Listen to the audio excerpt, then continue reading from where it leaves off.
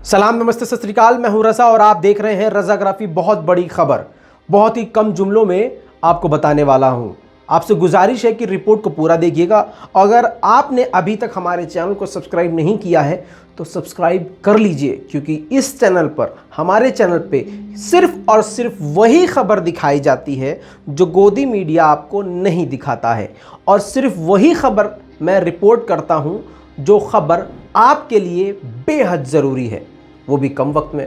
तो सुनिए क्या हुआ है।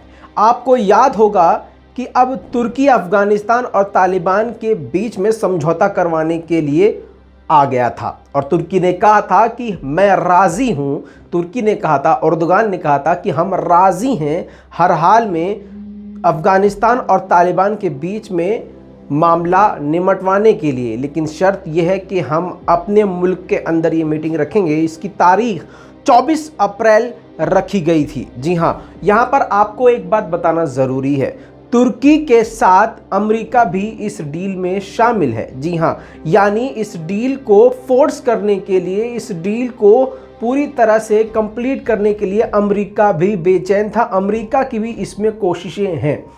अब आप जान लीजिए कि हुआ क्या है।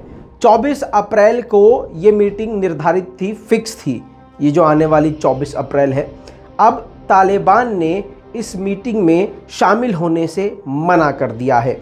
जहां पर तुर्की का इन दोनों के बीच में मीडिएटर बनना तय हुआ था, वहीं पर यह भी तय हो गया था कि तुर्की ज़रूर अब कोई ना कोई हल निकलवा देगा। लेकिन अब मामला संजीदा हो गया है, क्योंकि तालिबान इस मीटिंग में शामिल नहीं होगा। अफगानिस्तान के एक सीनियर अधिकारी ने इस बात की पुष्टि करी है और कहा है, नाम ना बताने के आधार पर उन्होंने कहा है कि क्योंकि तालिबान इस मीटिंग से पीछे हट गया है, जिसकी वजह से अब ये मीटिंग आगे बढ़ा दी जाएगी और कोई भी डेट फिक्स नहीं की जाएगी। मामला गंभीर है और भी ज़्यादा बिगड़ सकता है। वहीं पर अफगानिस्तान की बात करें तो अफगानिस्तान और तालिबान के बीच में ज़बरदस्त जंग जारी है। जी हाँ, आम नागरिक मारे जा रहे हैं, एक साथ 80 तालिबानी भी मारे जा रहे हैं। वहीं पर एक साथ 50 से 60 अफगानी भी मारे जा रहे हैं, जिसमें से आम नागरिक हैं, आर्मी है, पुलिस फोर्सेस हैं। ये सब कुछ अफगानिस्तान और तालिबान के बीच में चल रहा है। इन सब चीज़ों को ख़त्म करने के लिए तुर्की राज़ी हुआ था, ठीक है भाई, हम इस मैटर को निमटवाएंगे ताकि खुरेजी बंद हो जाए। लेकिन यहाँ पर मामला उल्टा होता नज़र आ रहा है। अब आपके दिमाग में सवाल आ रहा होगा कि तालिबान ने ऐसा क्यों किया, क्योंकि तालिबान बड़ा खुश था और तालिबान ने ही रिक्वेस्ट तुर्की से करी थी। समझ रहे हैं कि आप मीडिएटर बन जाइए, आप लीड कीजिए।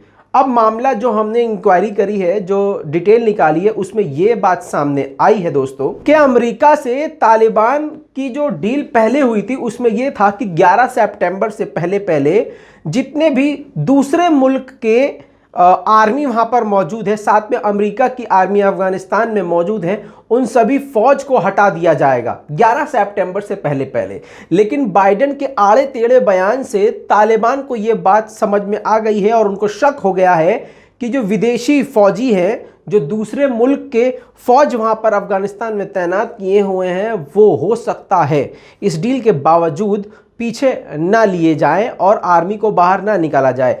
इसी वजह से जितने भी हमले तालिबान अफगानिस्तान पर कर रहा है, उसके बाद एक ही बयान जारी करके तालिबान कहता है, वो ये कि इस हमले की वजह सिर्फ और सिर्फ अमेरिका है। जब तक अमेरिका अफगानिस्तान से अपनी फौज को बाहर नहीं निकाल देगा, तब तक इसी तरह से हमले जारी रहेंगे। थक हार के तुर्की के विदेश मंत्री ने अब एक बयान ये जारी किया है कि रमज़ान के बाद इस मीटिंग को दोबारा से करने की कोशिश की जाएगी, लेकिन इसकी अभी कंफर्मेशन नहीं है कि कौन सी डेट में कब ये मीटिंग की जाएगी और इसमें तालिबान शामिल होगा या नहीं।